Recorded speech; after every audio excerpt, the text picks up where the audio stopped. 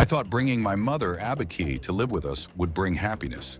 I wanted to give her the comfort she never had, to repay her for all the sacrifices she made for me. But things were not going as I expected. At first, everything was fine. My wife, Oriolua, welcomed my mother with open arms. She cooked for her, made sure she was comfortable, and treated her with respect. I was happy. It felt like my family was complete. But after a few weeks, my mother started changing. She complained about everything. Her food was too salty, her room was too hot, the children were making too much noise. At first, I thought she was just adjusting to the new environment, so I told Oriolua to be patient. Then one evening, I overheard my mother talking to my wife in the kitchen. Her voice was low but firm. "You think because you married my son, you have power in this house," she said. "I was here before you, and I will always be here. If you try anything funny, I will make sure you leave." I froze. This wasn't the mother I knew. Oriolua didn't say anything back. She just continued washing the plates.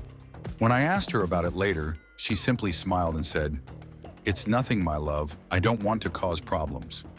But I knew something was wrong. My mother's attitude toward my wife kept getting worse. She would criticize her cooking, complain about how she took care of the children, and even accuse her of ignoring her.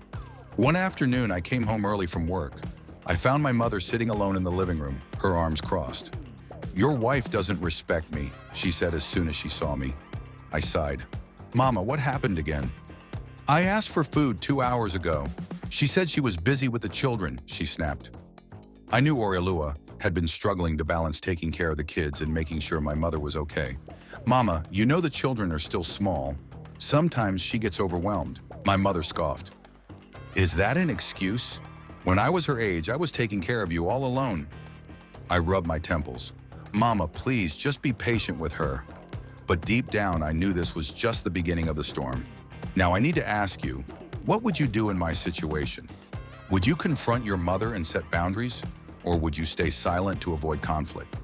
Do you think Oriolua should speak up? Or is she handling things the right way? Let me know your thoughts in the comments. Subscribe, follow, like, and comment to find out in the next episode the trouble I brought upon myself by bringing my mom into my home.